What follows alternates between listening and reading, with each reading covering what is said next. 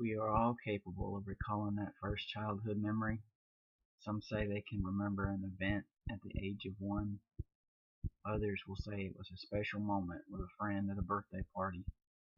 Now, if you're anything like me, you may not remember much in the early years before 5 as a child. And again, if you're anything like me, going on 40, you start to forget a lot of things, even the memories that happened not so long ago. It is a good thing I have kept a diary since I was a child. Reading and writing was my outlet, my escape from reality. Bedtime was the best time, because I could be anything I wanted. I even learned how to wake up in a dream and fly. So you might imagine how excited I was to go to sleep. It might seem strange to hear a child speak of books and dreams at such an early age, yet this is not a story about dreams. It's a story about reality. My earliest memories was about the age of 4. Like many of you, you may have a family photo album and have sat looking through baby pictures not remembering a single event, only hearing stories of those surrounding you about the things you used to say or do. My mother caught me staring at one of my few pictures of me as a baby with my father.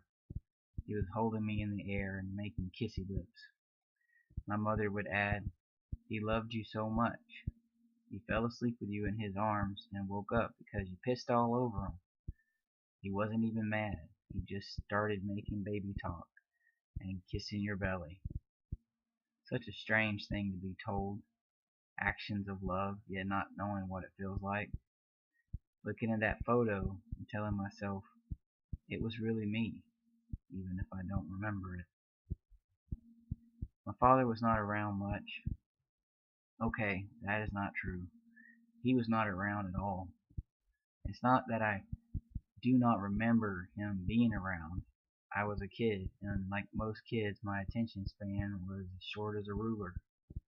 I did not know what separation meant, or the term "that other woman." I just knew I had a daddy, and he did not come home. I did not have any real memories of sadness, or thoughts to trigger that I was supposed to miss him, and this was how life was, so it must be normal. I do remember many nights hearing my mother crying, crawling out of bed and walking down the hall. I remember going to her side, wherever she was, and hugging her, telling her it would be okay. I remember being afraid for her.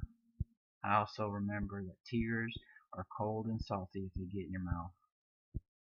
That would happen sometime when mom kisses you telling you thank you. You start to learn quick how to dodge sad kisses. I do remember at this phase in my life in great detail the house we lived in. It was 1980 and it was a brick duplex off Cherry Street. So easy to remember. Cherry Street sounded like cherry cheesecake, and I was a huge fan. I had it once, and well, we were poor, so I always fantasized about having it again. Our house was at the end of the street, a cul-de-sac to be exact. Funny how the word cul-de-sac is French for back of the bag. I remember knowing what it was like to be poor, to see people and kids who were not, to watch those in nicer cars, clothes, and houses. I recall what I remember most was not that I knew any better, but the shame I saw on my mom's face. I never thought about what we did or did not have, but it was clear to me through my mother's stares and her tears what those things were. I was raised very religious at an early age. I was not to dishonor my parents and to be a disciplined little Southern belle. Questioning any of her reasons was strictly forbidden. I did not have a problem with discipline. Being a belle, on the other hand, is a different story. Have you ever seen Georgia Red Clay? Try getting that out of a Sunday dress. My family really cared about saving my soul. This was the Deep South, of course, but family did not agree on which religion would take me to heaven, so I was baptized in 3. My mother had me baptized Catholic, and I ended up with a pretty cool looking candle. My mother's mother gave me a good old-fashioned Tennessee Methodist creek baptism, and my father, years later, a Baptist baptism. But back to the days on Cherry Street.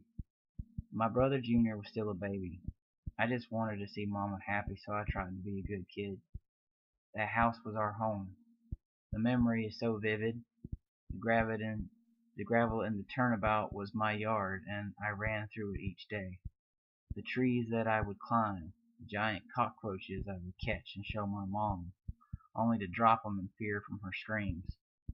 The 6 steps to the front door I always tried to double up on while running so fast I almost crashed through the screen door at the top each time. The best part was playing in the leaves. I'd pile 'em up so high that I could jump from the railing and still not feel the bottom. But then there was that one hot summer night. Every window open to get a breeze to run through the house. Mom was up in the living room watching TV. We did not really get to watch TV. It was fine, because I do not remember ever wanting to stay in the house. Then it happened. A pounding so loud that it woke me up. I remember sitting up with my one-piece PJs that I had unzipped because the heat was resting uncomfortably around my waist. Then the distinct sounds of arguing. Anytime grown-ups are speaking like that, you better leave the room. So it was important that I was quiet during my approach across those wood floors as to not alert them of my presence. Each little step I could feel the rubber bottoms of my PJs making a sticky connection. If I got down on my hands and knees, I was sure not to be seen and could scoot so much easier. Grown-ups are so tall they never look down, was my thought process. Then I remember hearing a voice that was familiar, so I raised up to look. It was my daddy, so I ran across the living room to greet him at the screen door. Mama grabbed my shoulders and shouted for me to go to bed. I remember wanting to cry. Why could I not see my daddy, I thought. But I did not hesitate to argue. Remember what I said about that strict Southern upbringing? So I marched off to my bedroom and jumped in bed. Then repeated the stealth moves I had convinced myself I was so good at. Back to the edge of the door with just one eyeball around the corner. They were sure not to see me now. I was mostly behind a wall. Then, as the arguing escalated, the neighbor came out asking if there was a problem. My mother told him it was okay, that my dad and Lauren was leaving. I could only hear the voices. Listen to my dad tell the neighbor to go back inside and mind his own damn business. The neighbor said he was calling the police, and my dad left. My mother apologized, and the neighbor went back inside. Not even minutes later, just after I crawled back in bed, there was a huge crashing noise. I heard screaming, Mom yelling, "Bitch, get your ass out of my house." I jumped up again. There was now my dad, a mom, and another larger woman. They were both trying to push past my mom. Mama kept screaming, "Get out of my house." And my dad said, "I want my son." I remember at that moment wondering why he did not want me. My mama yelled out, "That bitch is not touching my child." Dad said, "I am not leaving until I have him." My mama stalled and then said, "You want him? Fine, I'll go and get him. But your whore is to step outside of my house before I put my fist down her throat." Dad and Lauren backed up. She stepped to the door, where the screen door used to be before they broke it down.